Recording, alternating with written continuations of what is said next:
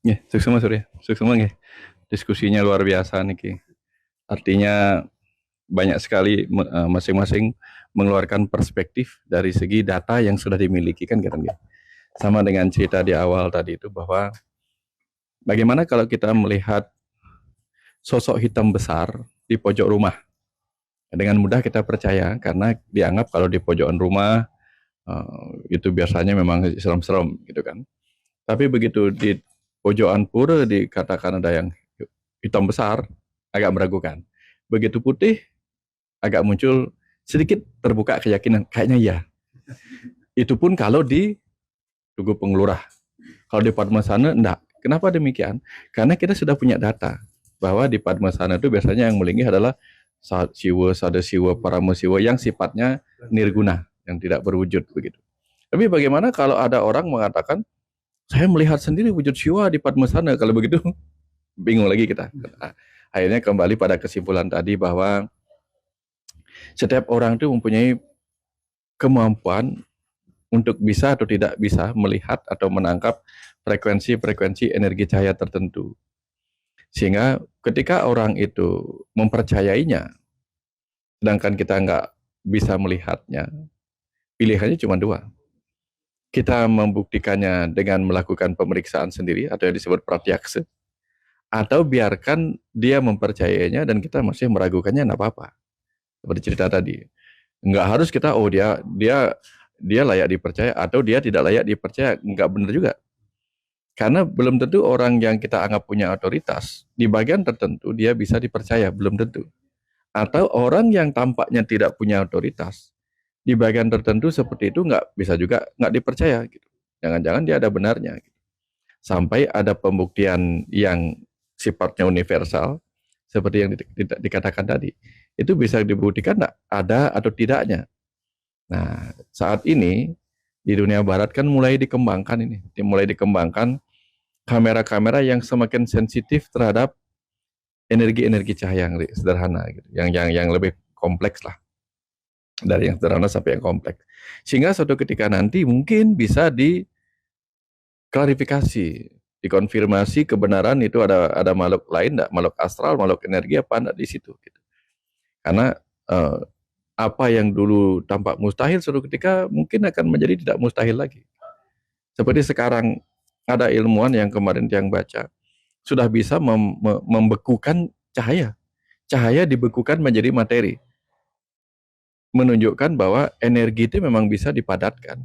Nah ini sedang dibekukan. Ya samalah, kalau tidak dibekukan, maka frekuensi cahaya bisa diperkuat. Seperti laser itu.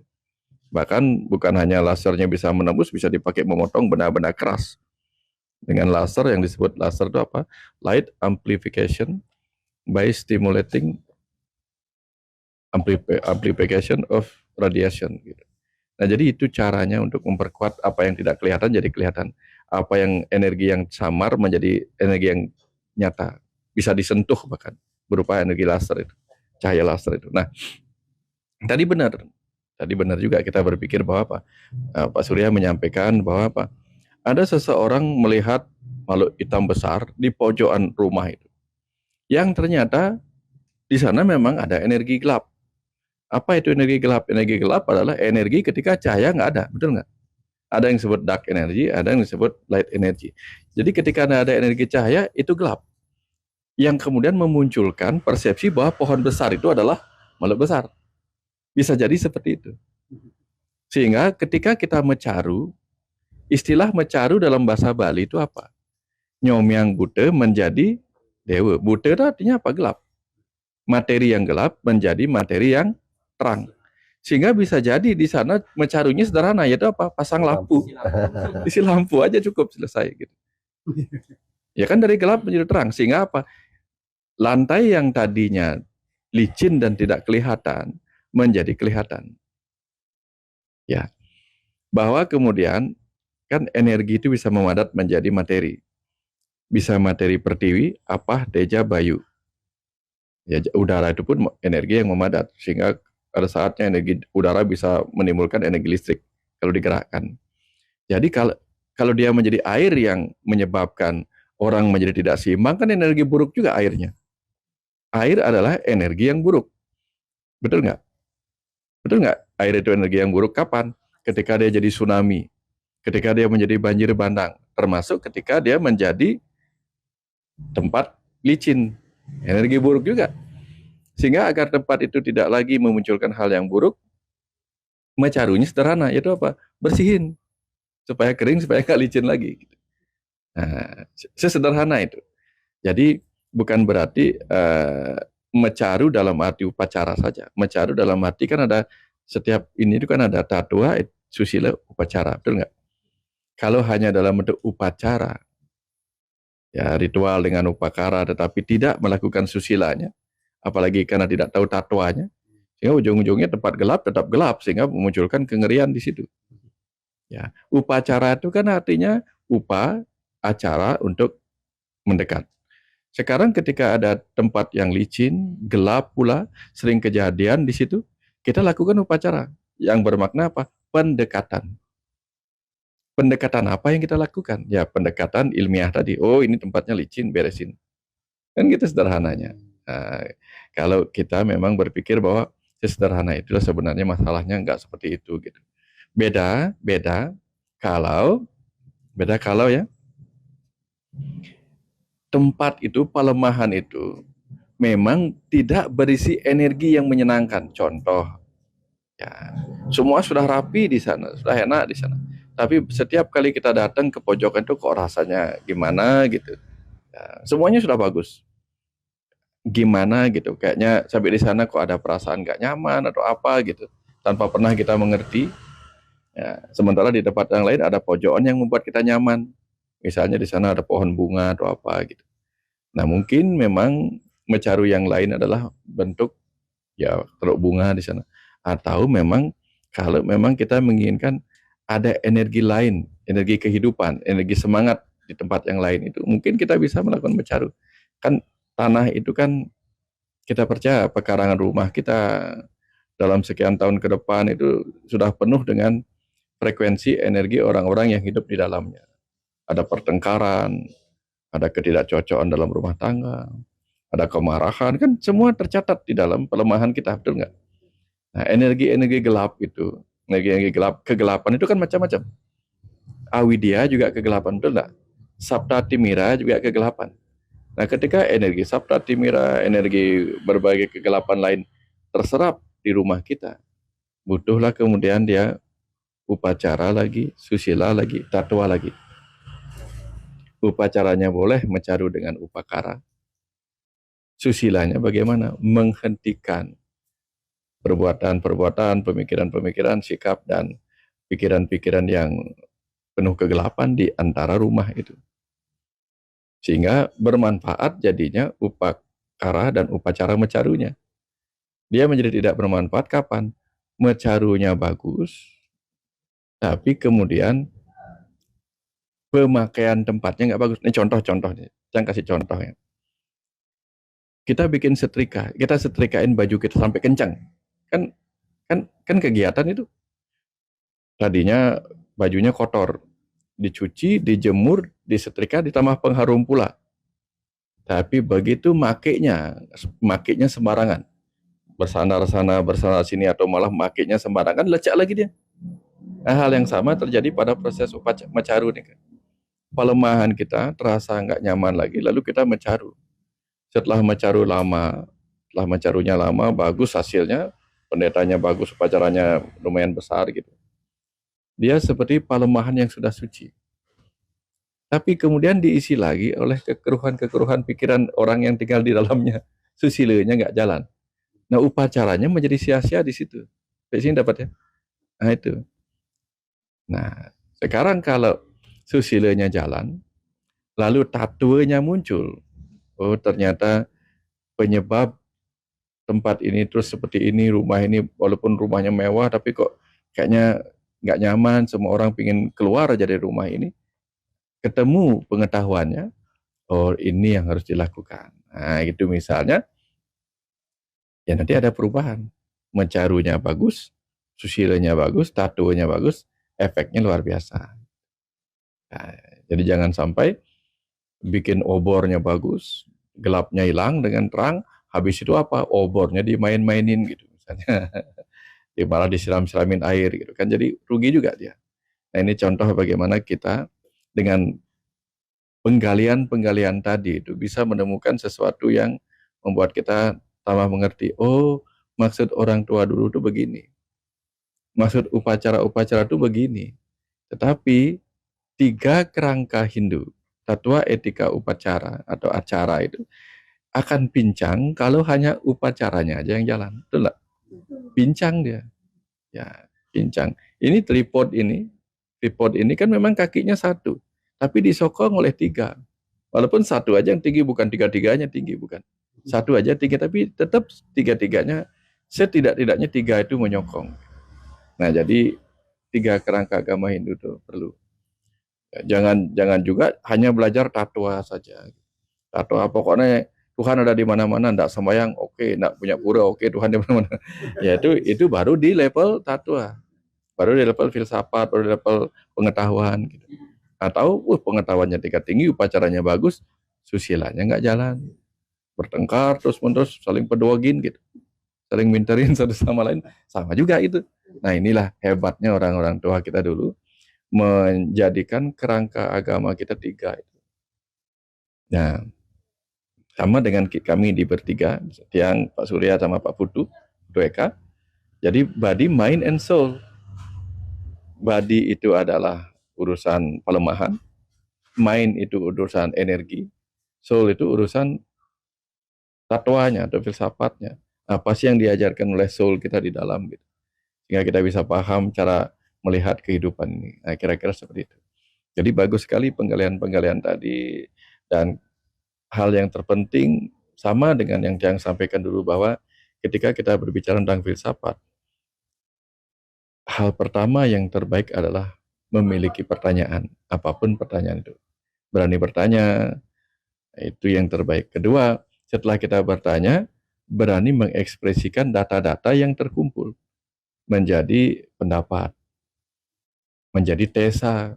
Setiap kita mengeluarkan tesa, tentu akan muncul antitesa. Itulah paradoksnya, betul nggak? Nah, tugas kita adalah melihat antitesa dan antitesa itu menjadi satu kesatuan. Ya, setelah satu kesatuan, muncullah hipotesa. Hipotesa kemudian kita gali terus, kita buktikan, sampai terbukti dia menjadi kebenaran teori. Dan akhirnya kembali kita masuk. Ini teorinya. Maka pasti akan ada anti teori.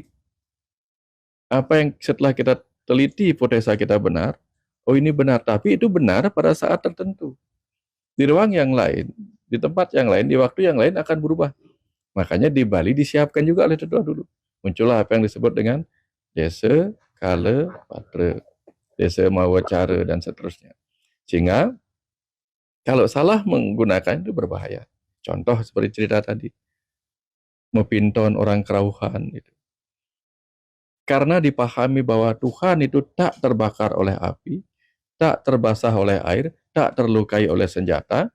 Lalu ketika dia kerauhan, dianggap kerauhan dewa, pintonin dengan senjata, pintonin dengan api, pintonin dengan air. Kan berbahaya. Jauh lebih baik kita pintonin dengan pengetahuan. Tanya, kalau rasanya nggak masuk akal, tidak ngenen, tidak mengena di akal kita, pengguna dika, itu aja cukup. Ya, karena banyak orang yang kerauhan masih kebal juga dia. Tapi begitu mengeluarkan pesan, pesannya belum tentu bisa dijadikan pesan yang bermanfaat. Maka kembali ujung-ujungnya agama itu menggunakan tatwa. Tatwa siapa? Tatwa orang-orang luhur dulu yang sudah dicatat menjadi sastra dalam bentuk lontar ini, lontar itu, dan sebagainya. Kembali ke titik pengetahuan. Sehingga makanya para sulinggih itu karena beliau bertongkatkan sastra, nah, beliau layak dipercaya karena pasti sudah memegang sastra-sastra orang-orang Wikan masa lalu. Contoh sastra itu seperti yang disampaikan tadi itu. Kalau dia kerauhan dewa, ketedunan dewa, maka ingus keluar sampai panjang lengket gitu. Nggak henti-henti, air mata keluar. Tapi begitu selesai kerauhan dia seperti biasa aja. Bukan seperti orang yang nangis sig-sigan karena sedih, itu kan beda dia. Di situ kita tahu Itu kan pola-pola yang dicatat juga oleh tetua dulu sehingga bisa memberikan ciri. Kalau begini cirinya begini. Kalau ciri kerauhan buta misalnya energi bawah dari kakinya merasa begini. Pulangnya pun sembarangan, dua bisa jatuh orangnya, betul nggak? Kalau kerauhan dewa ya karena ke atas, baliknya ya sesimpel itu. Nah, tergantung juga wadahnya. Kalau wadahnya bagus, baliknya dapat hari juga slow, tidak berefek apa-apa, hilang aja seperti itu. Nah ini contoh bagaimana seperti yang disampaikan Pak Surya. Tetapi kita perlu mempertanyakan. Ya, semakin banyak kita bertanya, semakin banyak kita punya pengetahuan tentang kerauhan, kesurupan, ketedunan, apalagi itu, kelinggihan, macam-macam jenisnya itu. Nah, tapi dengan cakapan tadi, yang kira banyak bahan, ya bahan untuk direnungkan. Nah, mungkin silahkan kalau ada yang ingin ditanyakan, kita diskusikan, silahkan. Ya. Ada yang bertanya? Ya, Sebentar ya. Yang mau ini Pak Ampura niki Pak, ini hanya pengalaman aja kebetulan niki pengalaman yang pernah mengikuti suatu seminar gitu, narasumbernya cukup berkompeten gitu Pak. Tapi beliau memberikan testimoni yang kurang bagus, dia nganggap Pak Ampura itu begini.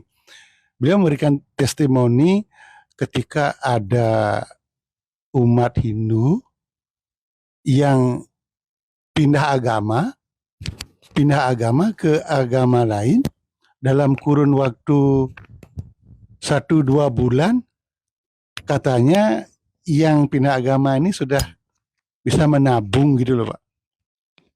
Jadi menurut pendapat yang testimoninya terlalu ekstrim, yang lihat nih menyampaikan bahwa ketika dia masih Hindu tidak bisa menabung, ketika sudah pindah ke agama lain dalam kurun waktu 2-3 bulan sudah bisa menabung gitu. Jadi seolah-olah umat Hindu kita ini tidak bisa menabung gitu Pak. Jadi kan seolah-olah agama kita tuh berat dalam upacara dan tidak bisa menabung. Ketika memeluk agama lain kok sudah bisa menabung gitu ceritanya. Dalam hal ini yang kurang sepakat dengan testimoni beliau gitu Pak. Punah kira-kira menurut guru nih ke Suksema. Okay. Kalau dia mengatakan itu, tidak apa-apa. Itu kan pengalaman pribadi yang patut kita renungkan tanpa menyebutnya salah. Nah, yang mungkin perlu kita renungkan dan pertanyakan, kenapa dia sampai nggak bisa menabung? Sehingga penyebab itu kemudian kita jadikan pembelajaran buat diri kita, sehingga kita yang masih ada di tempat ini bisa menabung. Ya, karena di agama lain ada yang menabung untuk upacara yang lain juga. Walaupun tidak upacara seperti ini, dia menabung untuk kegiatan yang lain pasti. Ya, karena di berbagai agama itu pasti ada ritual-ritual tertentu yang akan menghabiskan dana dalam bentuk yang lain. Ya, tapi testimoninya patut kita jadikan pembelajaran buat diri kita. Contoh, mungkin kita nggak semua tahu bahwa ketika kita beragama di Bali ini, kita perlu mengerti dan memanfaatkan ajaran catur paramita, yaitu Dharma, Artha, Kama, Moksa. Bagaimana caranya? Ketika kita mempunyai uang penghasilan, ini kita bagi 4. 1/4 kita pakai Dharma, 1/4 kita pakai harta, tabungan, 1/4 kita jadikan Kama untuk kebutuhan kesenangan kita, 1/4 baru kita boleh lepaskan, Moksa. Bebaskan artinya apa? Itu bukan milikku. Persembahkan sebagai yatnya dan sebagainya. Tapi jangan lupa, Dharma, Artha, Kama, Moksa. Ini tempatnya di belakang, artinya boleh belakangan. Jangan sampai karena aturannya demikian, pokoknya dapat gaji 1.250.000 harus saya sumbangkan, nggak ada harus di situ. Utamakan Dharma. Dharma itu apa? Kewajiban. Kewajiban kita pada negara, mungkin harus bayar listrik pada negara, samsat dan sebagainya. Itu kewajiban pada agama, Dharmaning agama, punya 250.000 per bulan, ya setiap bulan nodalan 1 juta kan tekor kita. Jadi ini yang kita perlu renungkan. Agama itu tidak ada memberatkan. Nah, kalau penghasilan kita, anggaplah penghasilan kita UMR sekarang berapa? 2 juta gitu. Dibagi 4, 500 ribu. Sebulan kita punya uang 500 ribu untuk odalan, untuk upacara. Kalau terpakainya karena yadnya sese, yadnya sehari-hari hanya terpakai 100 ribu, masih ada 400 ribu. Mungkin itu bisa ditabung untuk persiapan galungan. Dari sekarang kita tabung. Jadi kalau 400 ribu kali 6 bulan itu 2.400.000. Maka uang 2.400.000 itu saja yang dipakai menggalung. Jangan lebihkan lagi, tekor deh kita. Gitu. Apalagi, ada 500 ribu nih harus habis untuk kama. Jangan. Pokoknya harus 500 ribu harus habis untuk pulsa, nonton film, nggak boleh gitu. Kalau rasanya untuk dharma aja kurang, abaikan dulu yang kama dan moksa. Fokus dulu, misalnya 2 juta penghasilan, ambil untuk 2 aja. Tapi jangan kewajiban dulu.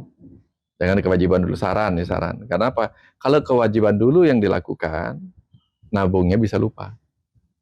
Ya, kewajiban kita harus makan nih gitu.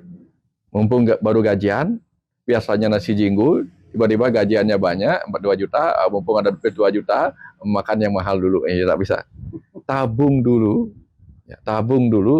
1 juta gitu misalnya kan. Tabung dulu 1 juta, tidak tahu untuk apa nanti kan kita kemungkinan apapun terjadi kan. Baru 1 juta untuk dharma. Kewajiban rumah tangga, kewajiban ini contoh bagaimana pengelolaan itu. Nah, jadi kalau melihat seperti ini, maka semua orang di Bali bisa nabung. Kalau kata nabung ya, jangan katakan bisa nabung 1 juta per bulan, belum tentu. Minimal bisa nabung. Anak SD kan nabung. Anak SD nabung berapa? 50 ribu sebulan. Kan nabung juga namanya. Bukan berarti tidak nabung. Apa sih artinya 50 ribu tabungan sebulan? Jangan lihat artinya. Jangan lihat nilai uangnya. Tapi bagaimana dia ada penghematan. Ini kalau dalam sini melihatnya, berarti mereka yang tidak punya tabungan adalah orang yang tidak bisa mengelola penghasilannya dengan baik. Bukan upacaranya yang salah, bukan upakaranya yang salah. Ketidakmampuan mengelola keuangan. Mau agama apapun, teorinya demikian. Mau agama apapun, ketika tidak bisa mengelola keuangan, pasti nggak punya tabungan. Pasti miskin. Teorinya begitu. Nah, pertanyaannya begini. Di Amerika, mereka beragama Hindu nggak? Ada. Enggak. Tapi yang tidak beragama Hindu itu ada yang miskin nggak? Ada yang nggak punya tabungan nggak? Ada. Di Bali, kebanyakan orang beragama Hindu. Tanya, teman-teman kita yang beragama Hindu, ada yang punya tabungan nggak? Banyak. Artinya apa? Artinya mereka juga bisa punya tabungan. Ketika kita tidak punya, tidak ada urusannya dengan itu. Semua urusannya kembali kepada ketidakmampuan kita sendiri. Menggunakan ajaran agama itu. Itu cara melihatnya. Ya, jadi kita nggak melihat benar salah pada orang lain, hanya melihat ketidakmampuan untuk mengelola keuangan. Kira-kira seperti itu. Gih. Ada pertanyaan lain? Silakan di belakang Eka atau Krisna boleh. Eka aja dulu dah. Ya. Ladies first. Sebenarnya ini pertanyaan yang takkib dari praktikum minggu kemarin-kemarin mengenai roh. Ketika roh yang tidak ditemukan kan akan dikumpulkan jadi satu. Roh jahat yang gentayangan di dunia ini berarti tidak bisa moksa atau bagaimana? Gimana? Roh yang gentayangan tidak bisa Moksa. moksa. Oke, gini. Bagaimana rohnya itu? Apakah dia gentayangan sampai selamanya atau Mahapralaya. Terima kasih. Jadi gini. Kenapa roh itu bisa sampai gentayangan? Kenapa disebutkan alam neraka? Susah kita membayangkan alam neraka yang tak pernah kita kunjungi. Dan mungkin yang pernah kita kunjungi tapi lupa. Sehingga kita bermain di etimologi, betul nggak? Kita bermain di makna kata dari neraka itu agar mudah kita paham. Satu, Buddha mengajarkan di ajaran Buddha bahwa hidup ini adalah neraka. Kalau itu adalah sebuah kebenaran, kenapa hidup ini dikatakan neraka? Apakah fakta bahwa hidup ini neraka? Betul. Ada banyak kegelapan, betul nggak? Gelap, kita nggak tahu masa lalu, masa kini, bahkan masa depan. Kita nggak bisa melihatnya, seakan-akan hidup masa lalu, masa kini, masa depan gelap, betul nggak? Kita nggak mengenal diri kita siapa, jangankan orang lain. Diri kita nggak kenal, sehingga kita gelap. Ditambah lagi reaksi-reaksi ego kita penuh dengan kegelapan. Ditambah lagi ancaman-ancaman sabta timira. Kaya bisa gelap oleh dana, pintar bisa gelap oleh guna, lahir di keluarga yang keturunan bangsawan bisa gelap oleh kebangsawanan, betul nggak? Jadi hidup ini gelap dan penuh dengan ambisi, kobaran api ambisi. Sehingga layak kemudian kita renungkan bahwa jangan-jangan neraka ini adalah alam naraika, alam manusia ini. Nara itu manusia artinya. Nah, ketika kita sepakat dengan definisi atau pemahaman bahwa alam neraka ini adalah alam naraika, alam manusia ini, maka ketika sebagai ruh kita ada di dalam tubuh ini, terpenjara di dalam triliunan sel, betul nggak? Ini kan sel. Kalau terpenjara kan di sel. Ya, ada penjahat masuk sel. Nah, kita ini kan roh-roh yang terpenjara di dalam sel-sel tubuh kita. 50 triliun sel lagi. Yang menjadi satu kesatuan penjara besar, yaitu tubuh manusia. Nah, sang ruh itu terpenjara di dalam tubuh ini. Sehingga ketak terbatasannya menjadi terbatas. Bikin ini harus gitu, bikin harus banyak sekali keterbatasan ketika kita ada di dalam tubuh ini. Nah, begitu sang roh meninggalkan tubuh ini, entah karena ulah pati atau penyebab lain, akhirnya apa? Dia terjebak pada kemelekatan terhadap alam manusia yang baru ditinggalkannya. Karena terjebak oleh di sini kecintaannya, tapi tidak bisa melakukan apa-apa lagi, sehingga dia tetap berada di alam manusia ini, tapi tidak punya tubuh. Sehingga ketika ada tubuh yang siap mau dipakai, mengizinkan dirinya ditedunin, kerauhin dan sebagainya, segera dipakai. Mereka bisa berebutan menggunakan tubuh yang siap dipakai.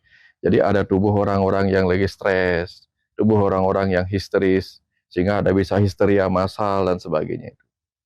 Ya, jadi malu-malu energi itu bisa memanfaatkannya, walaupun tidak semua histeria massal adalah penyebabnya ini, tapi mereka bisa menggunakan itu karena mencari-cari kesempatan untuk apa? Bisa terkoneksi kembali dengan tubuh manusia yang dia tidak miliki. Karena saking pinginnya dia ada di ini, melanjutkan tidak bisa, maka dia gentayanganlah di sini. Kenapa? Apa yang disebut gentayangan? Kalau manusia disebutnya gelandangan, menggelandang. Kalau di alam roh disebutnya gentayangan, karena nggak ada tempat. Menggelandang rohnya, gentayangan, gitu kan? Nah, apakah kemudian mereka bisa mencapai moksa, mencapai pembebasan, melepaskan tubuh yang sudah meninggal saja? Mereka belum bisa. Melepaskan kemelekatan terhadap alam duniawi yang seharusnya mereka sudah tinggalkan, mereka tidak bisa. Bagaimana mereka bisa mencapai moksa atau kebebasan itu? Tidak bisa. Maka dimulailah dengan jadi proses, betul nggak? Menghancurkan rumah juga diproses pelan-pelan. Ya, bahkan ketika sudah membangun rumah, di bawahnya belum tentu selesai, dibongkar lagi bawah-bawahnya. Benar-benar clear ya. Roh juga sama. Dalam ajaran Panca Maya Kosa, banyak sekali yang harus dilepaskan oleh sang roh. Belum Anamaya Kosa, tubuhnya belum beres dilepaskan. Belum energi atau Pranamaya Kosa belum beres dilepaskan. Sehingga sulit ya untuk benar-benar kembali murni. Nah, upacara di Bali adalah cara memproses itu. Berhasil tidak berhasil kita nggak tahu. Setidak-tidaknya upacara adalah pendekatan. Namanya juga upacara. Acara untuk mendekatkan sang roh yang sudah meninggal kepada sang asal. Mendekatkan. Nah, apakah dia akan berhasil? Nggak tahu. Pertanyaannya begini. Dulu kita belajar SD supaya pintar. Sudah pintarkah kita? Belum. Nggak tahu. Tapi semua diberikan kurikulum yang sama, betul nggak? Gurunya sama, kurikulumnya sama, sekolahnya sama, kepintarannya sama apa enggak? Belum tentu. Ya, sama dengan kita makan. Semua orang makan. Apakah semua orang dengan makanan-makanan yang sama itu akan menjadi sehat yang sama? Belum tentu. Nah, upacara juga sama. Upacara itu proses. hasilnya bukan urusan kita. Kita nggak tahu hasilnya seperti apa gitu. Tapi kalau tanpa proses, kita kan nggak tahu. Apalagi kalau kita ngambil contoh begini. Makin banyak belajar, makin banyak lupa. Kalau begitu, nggak usah belajar biar nggak lupa. Nah, kalau gitu kan sama dengan mengatakan, ya kalau upacara nggak berhasil, ya nggak usah upacara. Bukan begitu. Prosesnya tetap dijalankan. Selebihnya kembali kepada Sang Roh. Tapi setidak-tidaknya, jikapun Sang Roh tidak mencapai apa yang diharapkan, setidak-tidaknya rasa kepiutangan para keluarga sudah merasa terbebas. Jadi dalam tanda petik, kemoksaan duniawi sudah terjadi. Kemoksaan itu apa? Bebas dari rasa kepiutangan kepada orang tua, leluhur, atau orang-orang yang menjadi keluarga kita yang meninggal. Setelah mengupacarai kan rasanya sudah beban tugas sudah selesai. Bagaimana dengan beban Sang Roh? Nggak tahu kita. Itu prosesnya sendiri. Kalau dia tekun belajar di alam sana, tekun belajar melepas, ya sesuatu itu tidak bisa dibuktikan gitu. Krishna kurang setuju dengan argumen tersebut karena ada beberapa sesuatu yang perlu kita lakukan tanpa melihat manfaat setelahnya gitu. contohnya. Semisalnya kalau Krishna lebih ke setuju dengan argumen mampu melakukan atau tidak mampu melakukan, bukan bermanfaat atau tidak. Ya. Karena seperti contoh, semisalnya seperti kita melakukan upacara gitu. Ya. Kita nggak tahu nih sesuatu yang diajarkan dulu itu beneran bermanfaat apa enggak di zaman sekarang. Tapi kita terus melakukan. Contoh. Supaya nanti kita bisa melihat ada manfaat apa enggak sebenarnya di situ. Contoh. Ganti deh kalau gitu, jangan upacara terlalu luas. Nggak apa-apa. Semisalnya orang yang bisa melihat hal gaib gitu. Ya. Dia dari kecil bisa melihat hal gaib. Ya. Tapi dia itu tidak tahu hal itu bermanfaat apa enggak untuk dia. Yang ada dia malah takut dengan keadaan dia yang berbeda dari yang lain. Tapi karena dia mampu, otomatis dia tidak bisa menghindar dari kemampuan yang dia miliki. Ya. Mau tidak mau jadi sistemnya, Ya. dia mengikuti kehidupan dia bisa melihat itu. Ya. Otomatis semakin dewasa, makin besar, ternyata bermanfaat. Ya. Nah, jadi bermanfaat itu di ending, bukan di awal untuk kita menentukan sesuatu apa yang harus kita lakukan untuk Ya. memilih. Ya. Jadi pendapat Krishna seperti itu sih, kurang setuju dengan sesuatu harus dilakukan bila itu bermanfaat. Kalau nggak bermanfaat, buang aja gitu. Itu Krishna kurang setuju Ya. begitu. Pertama, dari segi melihat itu kan. Iya. Awalnya kan dianggap tidak bermanfaat. Terakhir ternyata dia bermanfaat. Iya. Nah, kali kalau begitu kan sebenarnya itu bermanfaat. Benar, bermanfaat. Iya, Bermanfaat, tapi berarti bermanfaat boleh itu kan dilakukan. berarti relatif jadinya. Ya, bermanfaat itu kan pada akhirnya bermanfaat. Ternyata bukan tidak bermanfaat, berarti dia belum melihat manfaatnya. Iya. Oke, nah sekarang contoh. Bagi apa contoh sesuatu yang kita lakukan tidak bermanfaat? Nah, Nah. itu. Jadi argumen yang tadi itu berarti kurang pas berarti. Nah. Yang masalah kalau memang tidak bermanfaat dibuang aja. Jadi kan kita tidak bisa mencoba sesuatu kalau kita. Contohnya apa? Contoh dulu, nah, Contohnya? contoh. Karena kalau detail contohnya kita bisa. Iya, contohnya kayak kita dikasih tahu di pojok sana ada gini tuh, ada sesuatu yang besar gitu. Kalau Oke, nggak bermanfaat, sekarang buang aja argumen itu. Contoh begini. Itu tidak bermanfaat. Karena? Itu memang anggap tidak bermanfaat, karena anggap tadi kita buang gitu. Misalnya. Iya. Tapi kalau kita lihat manfaatnya, gelap. Lalu kita pasangin lampu. Iya. Kan jadi bermanfaat ya tempatnya. Itu contoh. Berarti apa yang kita buang? Ketakutan kita yang kan tidak bermanfaat di situ. Tapi Iya. kita manfaatkan. Dengan akal kita manfaatkan. Oke, kalau begitu kita hilangkan saja. Ya, tapi upacara itu mencari bermanfaat enggak untuk di sana? Enggak untuk di sana saat itu. Kan tidak. Nggak tahu. Nggak tahu karena apa? Ternyata gelapnya itu penyebab ini. Sama dengan begini. Contoh di obat-obatan paling gampang ya, obat-obatan paling gampang. Ketika orang demam, obat penurun panas itu bermanfaat apa enggak? Bermanfaat. Bermanfaat menurut orang yang Demam. merasa itu bermanfaat. Tapi kalau dokter ya, ada saat demam tidak diturunkan. Misalnya setelah vaksinasi muncul demam, dibiarkan itu reaksi tubuh. Jadi paracetamolnya tidak bermanfaat pada saat itu. Tapi begitu demamnya menjadi 40 derajat, 39 lah, mulai mengganggu, di situ dia bermanfaat. Nah, jadi pada saat dia tidak bermanfaat paracetamolnya, belum ada gunanya, jangan digunakan, kan gitu intinya sebenarnya. Iya. Nah, jadi pada saat itu benar, tidak berguna jangan digunakan. Tapi begitu dia berguna, digunakan. Kebayang maksudnya? Nah, hanya digunakan pada saat dia berguna. Ketika belum saatnya dia berguna, jangan digunakan. Contoh mencarut. Setiap saat ada orang mengatakan, rumahmu, saya lihat saya teropong rumahmu ini sudah lama tidak mencarut. Ternyata hasil teropongannya salah. Kenapa? Baru sebulan lalunya mencarut. Gitu misalnya. Apakah kemudian akan dipakai?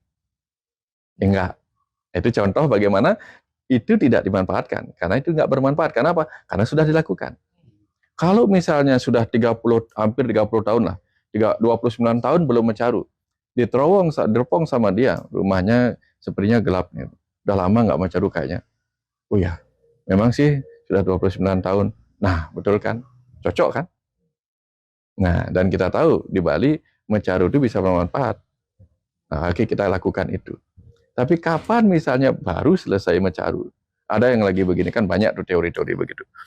Misalnya nih, setelah saya pantau, ada seorang anak lahir di keluargamu dan dia keguguran. Nah, dia keguguran. Sekarang anakmu itu sudah TK. Itu hasil peluasan TK.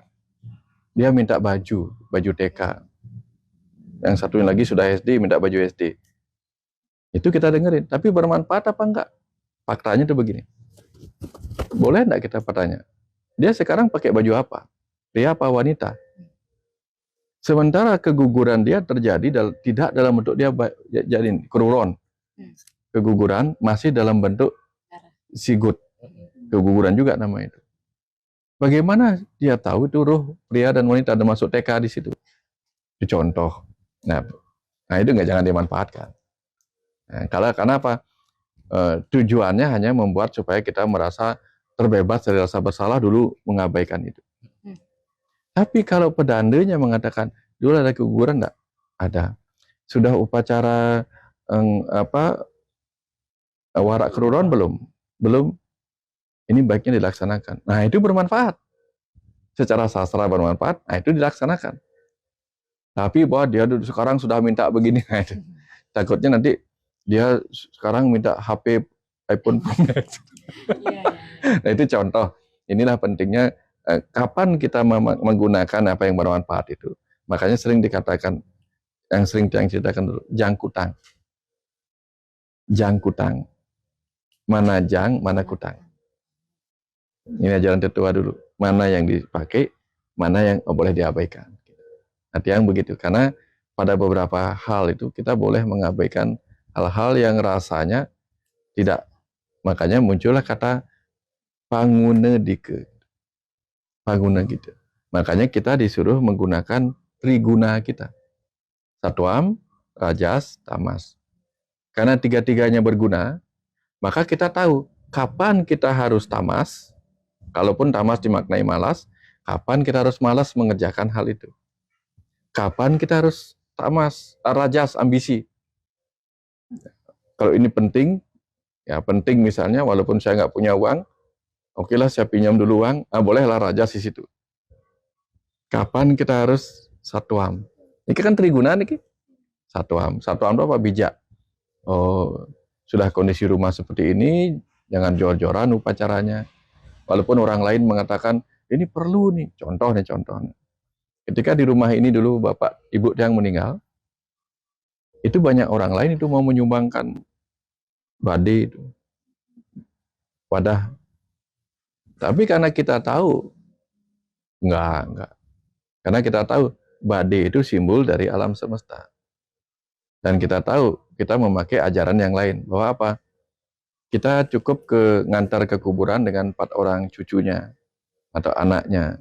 Itu yang kita anggap sebagai kebenaran. Sebagai bentuk penghormatan susila kepada orang yang meninggal. Maka itu yang kita pilih. Toh juga hanya dikubur. Gitu. Nah, Jadi selesai urusannya. Jadi yang itu tidak kita manfaatkan. Walaupun bermanfaat, nah itu bermanfaat. Bermanfaat apa? Menyenangkan bagi yang menyumbang, menyenangkan bagi yang menjual, itu menjual bade itu. Menyenangkan juga bagi orang-orang lain yang ingin ikut memberikan support pengabdian atas kebaikan ibu gitu misalnya. Kan banyak orang disenangkan. Tapi karena bagi kami itu secara tatwa itu nggak perlulah sekarang. Nah, kita nggak pakai. Itu contoh kapan hal yang tampak berguna menjadi tidak berguna, kapan yang berguna tidak berguna, kita lihat manfaatnya. Itu kira-kira seperti itu. Sehingga itu yang dimaksud tadi dengan kalau rasanya di momen itu, di ruang dan waktu itu tidak berguna, jangan dipakai. Kira-kira kebayang nggak? Nah, saya. Berarti tetap relatif jadinya Pak Eki. Relatif. Nah, hidup ini kan relatif. Ya, Bagaimana kalau semisal sesuatu yang berguna tapi kita tidak mampu untuk melakukannya? Contoh nih. Selalu ada perlu contoh. Contohnya kayak semisal tuh satu contoh yang tadi ngelihat yang orang di pojok masih satu topik. Ya. Kan nggak berguna nih, terus kita buang. Biar kita berguna kita harus bisa melihat itu, tapi kita nggak mampu. Jadi kata berguna itu tidak bisa digunakan untuk menentukan tindakan kita nggak sih jadinya? Ya, ada pilihan. Cari lihat guna, kata guna sekarang. Guna itu juga berarti ilmu. Guna juga berarti Biar ilmu. nggak kemana-mana dulu topiknya, biar satu contoh gitu Mas. Guna juga berarti ilmu. Maka ketika kita membutuhkan ada guna nggak di situ? Ada guna nggak tokoh itu? Maka kita cari orang berilmu. Yang berilmu itu apa? Macam-macam kan. Guna sastra, guna widya. Jadi kita tanya kepada orang yang benar-benar tahu. Contoh nih, di tempat yang dulu nih, di luar nih, dulu pernah ada orang yang memang berilmu, melihat ada sesuatu di sana, sehingga dibuatlah semacam tugu penunggun karang. Tapi bukan orang sembarangan yang melihatnya, maka dia menjadi berguna. Karena orang itu memegang otoritas karena kita percaya dengan keilmuannya. Ya, kalau orang sembarangan, jadi orang itu kita tidak percayai, mengatakan seperti itu, ujung-ujung kita menggunakan apa yang belum tentu ada gunanya, guna tanda petik ilmu ya. Nah, maka dia menjadi sesuatu yang tidak berguna. Contoh. Mungkin karena Krishna belum pernah ketemu. Ada tempat di mana orang itu, wah Bapak Anda harus bangun pura nih. Dibangun pura. Dan nggak berguna. Nggak berguna. Ini fakta nih, fakta. Bangun pura, datanglah teman-teman yang suka-suka ngeliat-ngeliat begitu. Wah ini puranya awalnya cuma Padmasana satu. Satu apa? Ini harus ada penyawangan si A, si B, si C. Oh yuk, dibuat. Dana ada. Dibuat. Tapi pemedaknya kurang. Yang terjadi kemudian apa? Begitu si pemodal hilang, puranya tidak terawat. Akhirnya apa? Hancur. Itu contoh bagaimana dia langsung memanfaatkan menggunakan pendapat orang lain. Saking dia terjebaknya pada itu. Itu contohnya. Tapi coba lihat. Ketika Dedang Yang Nirarte meninggalkan peti, hanya peti aja, meninggalkan ketu, gitu. Atau bahkan ketika di sebuah tempat yang Nirarte konon moksa, gitu. Di sini beliau moksa, dibuatlah gundukan dipuja, sekarang jadi pura Uluwatu, berkembang. Petinya menjadi apa? Tempat pura Peti Tengah, gitu. Berkembang. Tempat di mana beliau sempat mampir dan seterusnya menjadi pura Pulaki. Nah itu sesuatu yang benar-benar bermanfaat karena otoritas beliau mempunyai keilmuan, berkembang jadinya tuh. Nah, tapi paradoksnya tadi itu, yang memberitahu tidak berilmu, yang mendengar juga langsung percaya, tapi karena ada dana langsung menjadikan manfaat. Ayo kita manfaatkan dana yang ada, seru tuh. Yang melihat langsung bagaimana prosesi pembuatannya, keseruan upacaranya, itu yang melihat langsung. Dan melihat langsung juga puing-puingnya. Nggak sampai 10 tahun puing-puing sudah ada di situ. Itu contoh ya. Jadi tetap kembali kepada ke ketajaman kita untuk ini. Kira-kira gitu. Tapi bagus Chris, bagus pertanyaannya.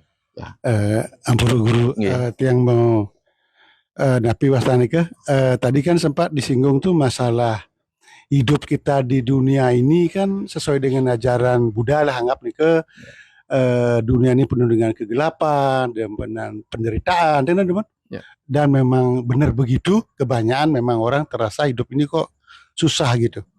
Nah, kita terlahir sebagai manusia itu yang boleh dikatakan melebihi dari satu lagi disebut hidup gitu ya, tripermana. Ya.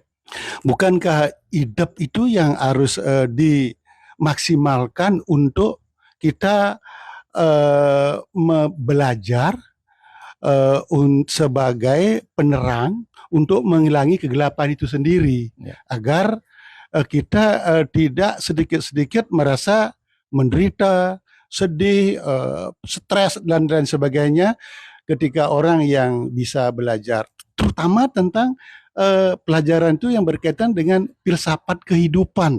Ya. Itu yang mirip penting. Memang kan kebanyakan kita ini belajar tuh mencari untuk profesi.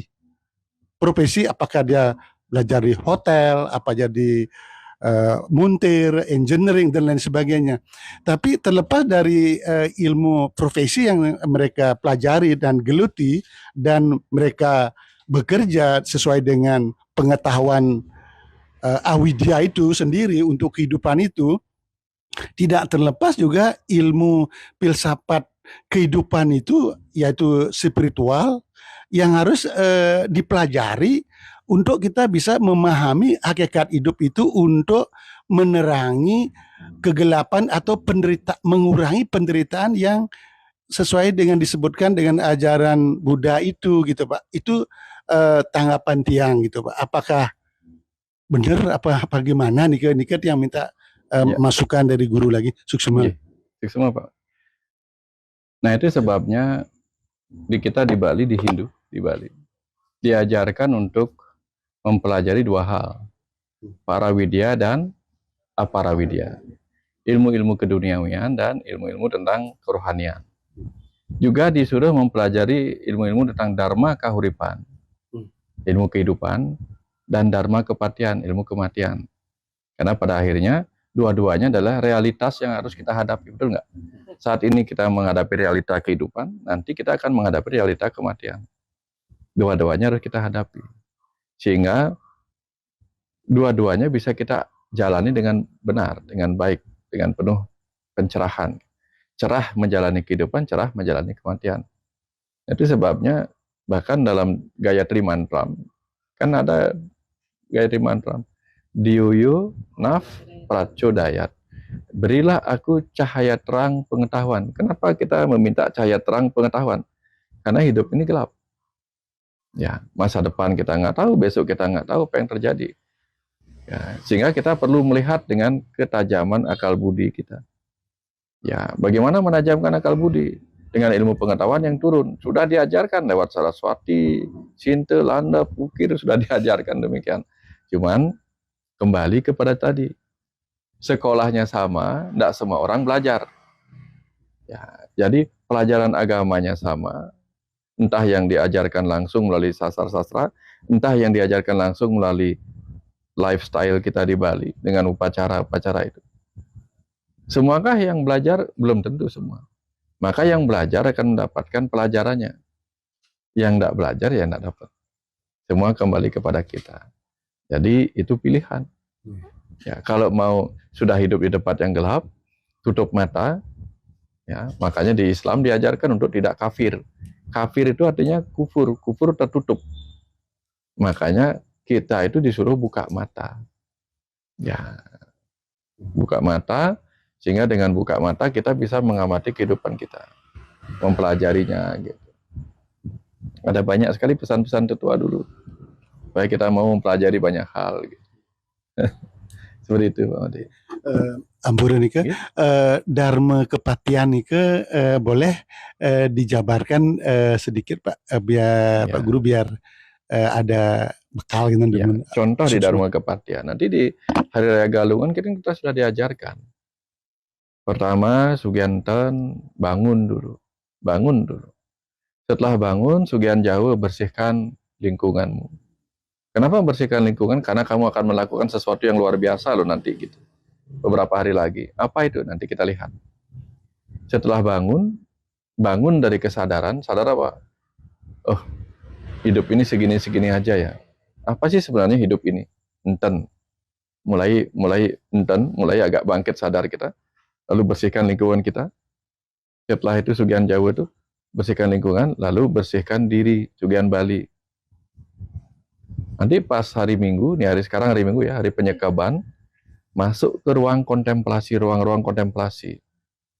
Ya, kalau hari ini kan biasanya nyekap pisang, nyekap biu. Pisang itu kan sering dikaitkan dengan simbol daripada diri sejati kita. Seperti ada tetukuan pisang jati, ya, ada biu lalung gitu. Ya. Jadi di situ kemudian kita merenung di penyekaban itu, masuk ke dalam ruang hening. Supaya apa? Supaya besoknya di hari Senin kita bisa melakukan pembuatan jaje. Nah, waktu yang kecil sering waktu kecil itu membuat jajan. Jaje uli. Nah, kita ini motong, kemudian yang motong. Jaje uli, jaje begini yang bikin di rumah waktu yang masih SD tahun 80-an. Jaje uli, jaje begini, satuh juga bikin gini, satuh. Bikin iwal. Ya bikin aja waktu itu, nggak paham. Apa yang bisa kita baca dari jaje uli, jaje begini, satuh iwal itu. Belakangan baru mengerti. Oh, setelah kita hari Minggu penyekaban, besok penyajian, di penyajian itulah kita pahami. Jaje uli. Sesajannya ragone uli dije. Dari manakah saya berasal? Ini ada di geguritan tam-tam tuh ada kayak kalau nggak salah. Isin telas tunas yang supaya tahu dari mana kita berasal. Jaje uli dije. Jaje begini. Apa sesaja-saja gegine main. Apa sih tugas saya di sini? Salah satu geginanya apa? Geginane buka nyampat. Hidup ini tugas saya di sini bagaikan nyapu. Banyak hal yang kita perlu cari. Ya, untuk semakin bersih, banyak kekotoran yang harus kita bersihkan dalam diri kita, betul nggak? Nah, setelah paham saya dari mana, jaje uli, jaje begini itu saya dari mana, ngapain ke sini, kewajiban saya apa? Nah, itulah yang satuh iwal, setuh maurib selama kita hidup, gamel, iwal, jadi gegamelan, jadi pegangan.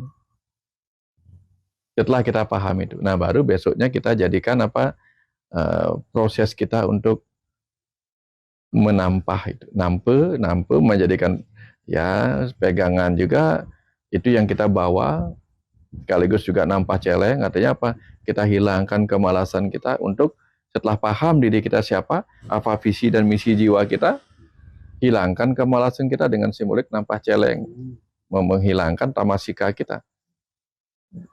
Untuk apa? Untuk galungan, gelungan. Jadi hal-hal baik itu kita menangkan. Terutama apa? Terutama proses pembelajaran itu.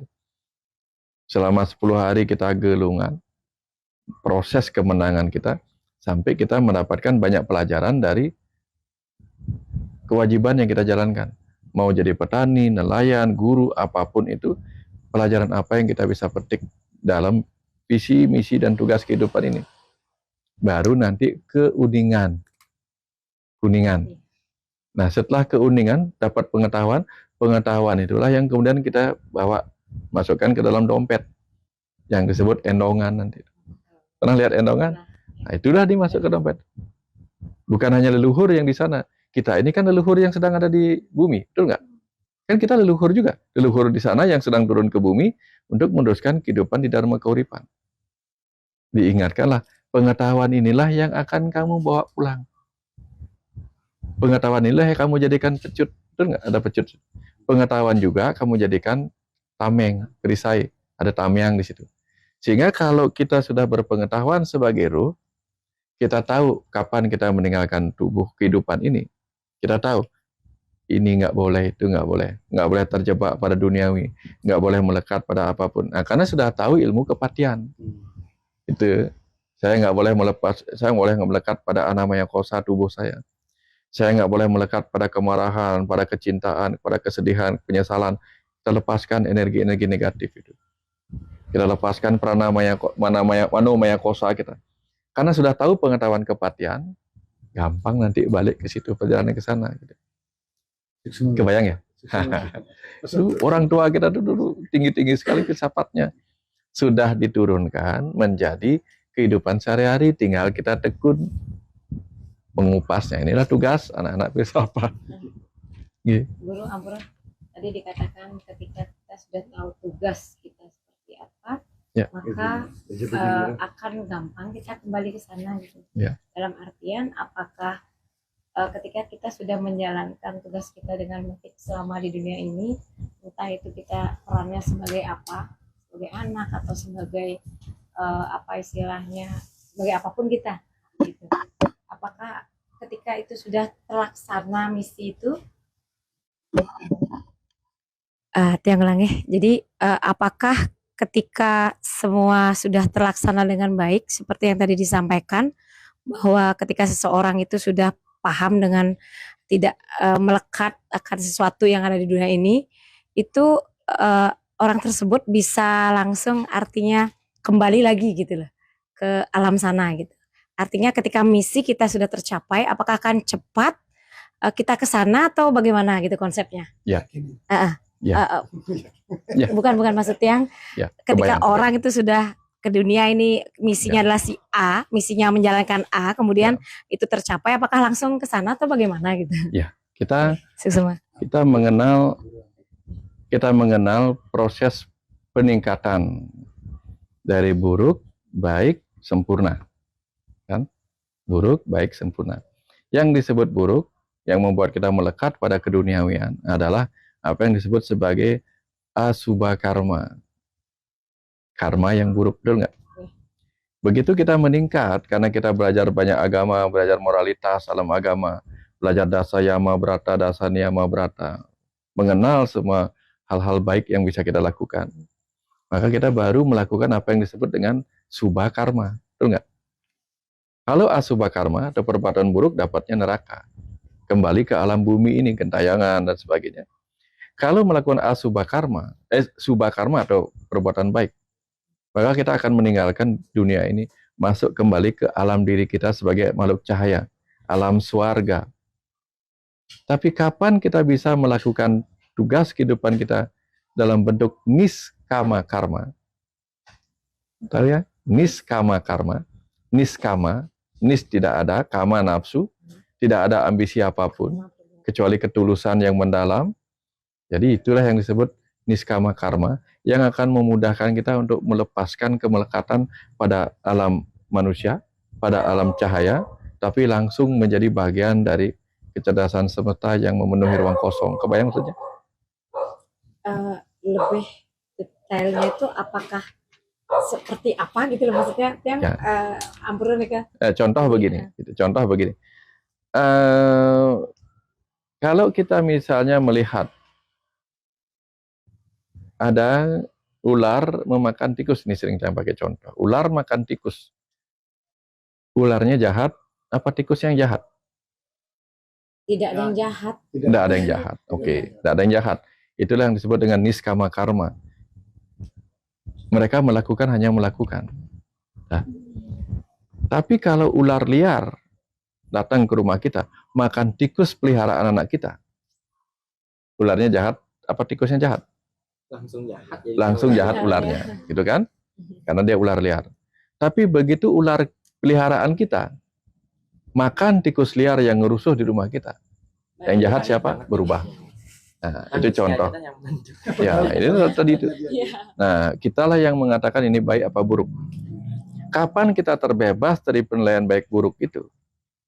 Nah, makanya begitu kita masuk ke pura itu kan di luar tuh ada pakaian hitam putih itu. Di Jabe memang hitam putih. Semakin ke dalam semakin ke dalam putih kuning, betul nggak? Ketemu lebih dalam lagi, ketemunya apa? Putih merah. Meme bapa. Bahwa semua masuk kembali ke dalam ayah dan ibu semesta itu sendiri. Kebayang nggak? Nah, itu contoh. Banyak hal dalam hidup ini kita sebut baik, sebut buruk. Contoh nih. Sembayang baik apa tidak? Baik. Trisandya baik apa tidak? Baik. Tepat pada saat kita trisandya, tiba-tiba terdengar ibu kita teriak-teriak minta tolong. Lanjutkan trisandyanya apa nolong dulu? Nolong dulu. Trisandyanya baik apa menolongnya yang baik?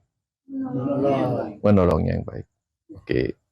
Di situ tiba-tiba trisandya menjadi lebih rendah nilainya daripada itu. Betul nggak? Ya. Misalnya nih, kita lagi trisandya. Menolong baik kan tadi? Kita lagi trisandya. Tiba-tiba kita mendengar tikus sedang teriak-teriak dikejar oleh kucing kita. Trisandinya yang baik apa nolong tikusnya yang baik?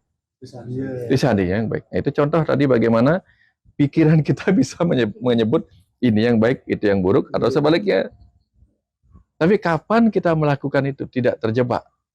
Nah, ini yang disebut oleh Sri Krishna apa?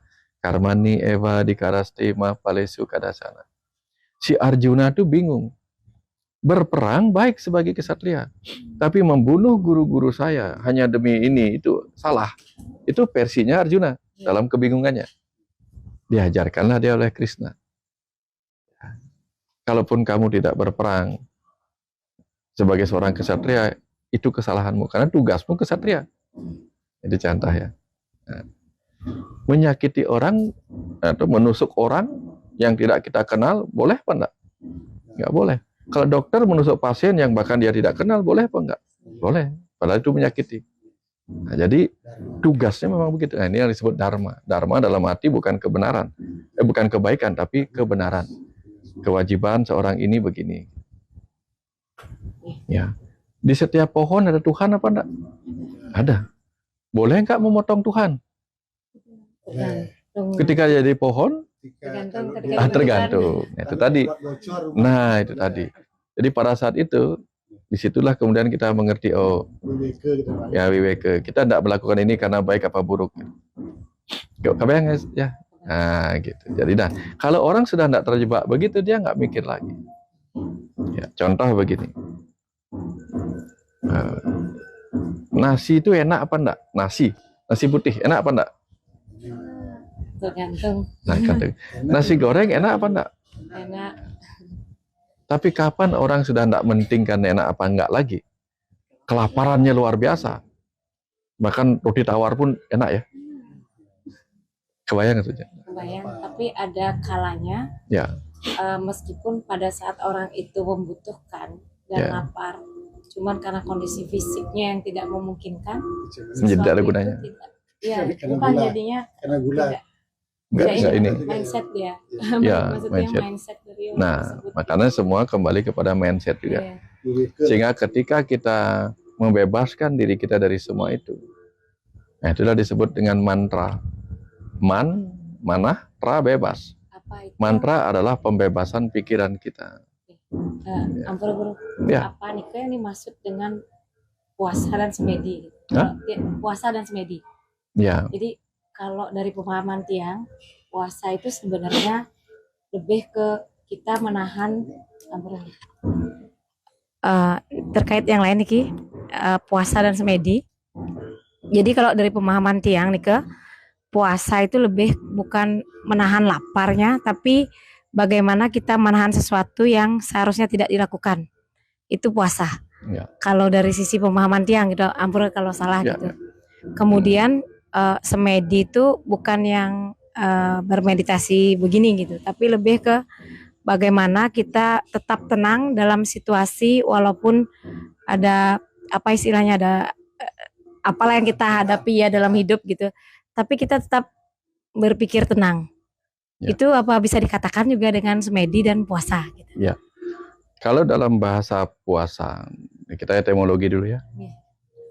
Puasa kita dalam Hindu kan disebut upawasa. Upa artinya dekat, wasa itu Tuhan gitu. Sehingga upawasa itu adalah cara kita untuk mendekat kepada Tuhan. Ya, salah satunya kemudian dengan tidak makan, tidak minum. Upawasa. Nah, samadhi juga sama. Ketika kita dekat sama Tuhan dan mengalami penyatuan, maka kita sama adi. Begitu kita samadhi, sama adi, sama dengan dia, maka kita dengan dia itu sama-sama sebagai pengamat. Pernah nggak baca di Bhagavad Gita? Aku dan kamu Arjuna bagaikan dua burung. Kamu adalah burung yang menikmati buah-buah yang ada di daun di pohon itu. Aku adalah burung lain yang mengamati itu. Jadi sang ruh dalam diri kita bagaikan burung yang mengamati si pikiran ini, menyebut ini buah yang enak, ini buah mentah dan sebagainya gitu. Nah, begitu dia sama adi, Arjuna atau pikiran sama adinya dengan siwa atau jiwa dalam diri kita, itulah disebut Arjuna Wiwaha. Penyatuan antara panah Arjuna dan panah siwa. Kalau dengar cerita di Arjuna Wiwaha di Gunung Indrakila itu. Kapan pikiran kita dan dia sama, maka si pikiran bukan lagi si penikmat baik dan buruk itu. Dia hanya menjadi si pengamat yang netral. Ini yang disebut dengan UPK atau upeksa dalam catur paramita. Ya, catur paramita, maitri, karuna, mudita, upeksa. Di upeksa itu belajar mengamati secara netral semua hal, termasuk mengamati netral apa yang kita lakukan. Saya melakukan ini bukan karena baik atau buruk, tetapi karena inilah tugas saya. Sehingga kita tidak terjebak pada itu. Kebayang ya? Nah, itulah disebut samadhi. Sehingga dalam samadhi, apapun kejadian, kita akan amati netral. Karena netralnya membuat kita tidak bereaksi dari tadi. Cerita tadi kan bagaimana ego bereaksi. Ego bereaksi kalau dianggap sesuatu menyakitkan, berbahaya. Tapi begitu diamati dengan netral, tidak menyakitkan, tidak berbahaya, tidak juga menyenangkan, biasa saja. Nah, maka semua akan dihadapi dengan lebih tenang, damai gitu. Karena apa? Tidak bereaksi apapun. Nah, sama dengan itu. Kebayang ya? Nah, gitu. Jadi kira-kira seperti itu. Dapat? Oke. Ambura guru Nggih. yang mau tanya niki. Bukankah pemahaman tadi ini kan yang disebut oleh Ibu Komang ke antara puasa samadhi ini kan mempunyai nilai yang sangat tinggi ini kan ya? Itu kan mungkin juga tergantung dari profesi atau jabatan seseorang lagi ya. Artinya dalam artian tuh begini, ketika orang yang penekun spiritual dia tidak terikat banyak dengan duniawi begini, bicara tentang samadhi puasa itu sebagai seorang karyawan atau sebagai seorang pemimpin di perusahaan, dia akan lebih banyak memberikan seperti seorang satria yang harus adil, tegas dan bijaksana juga. Tapi ada di sana faktor keadilan yang harus dia tegakkan ketika orang salah harus dihukum, kalau orang yang berprestasi harus dapat reward. Sementara kalau bicara spiritual samadhi puasa nikah tidak terikat lagi dengan benar dan salah bagi orang-orang yang tidak ada hubungannya dengan jabatan beliau sebagai seorang guru spiritual misalnya nih ke guru. Punapi nih ke guru nggih. Suksma. Ya. Ketika menjadi kaum Brahmana atau pengamat, samadhi di dalam konteks itu adalah mengamati dualitas kehidupan dengan tanpa rasa yang berbeda. Begitu menjadi seorang pemimpin di perusahaan, jadi leader, maka pada saat itu dia samadhi dengan siapa? Samadhi dengan sifat Tuhan sebagai Dewa Surya, sifat Tuhan sebagai Dewa Indra, sifat Tuhan sebagai Dewa Baruna, sifat Tuhan sebagai Dewa Yama yang tegas. Ya, nah kan itu yang disebut dengan astabrata kepemimpinan. Pada saat itulah dia samadhi, sama adi dengan kekuatan-kekuatan para dewa itu, betul nggak? Dengan menerapkan astabrata. Nah kalau misalnya dari petani, ya dia nggak peduli, ini ya saya akan padinya akan sukses apa enggak. Pada saat dia menggali, dia menyatu dengan Dewi Sri yang memberi kemakmuran, gitu loh. Ya, dia menyatu dengan Dewa Air, Dewa Wisnu. Menyatu, mengecek-gecekan gitu. Nah, pada saat dia membakar sampah untuk menjadikan itu pupuk, dia menyatu dengan Dewa Agni gitu. Nah, jadi sebenarnya tetap para nelayan itu kalau dia tidak menyatu dengan Dewa Baruna, ngejar malu tuh. Baru ngeliat ombak besar udah gemeter gitu. Tapi kalau di sana enggak, ini tugas saya. Ya kira seperti itu. Ya, dapat ya. Nah, jangan semua diobral, karena kita masih ada pertanyaan. Masih lagi satu, Kita simpan. simpan dulu Itu minggu depan nih. supaya nanti lebih seru lagi. Tapi dapatkan sesuatu. Iya. Ya. Yang penting dari percakapan ini kita udah dapat sesuatu. Jadi intinya adalah perbanyak penggalian sampai kita berada di titik netral. Oh, ini benar. Kira-kira seperti itu. Nah,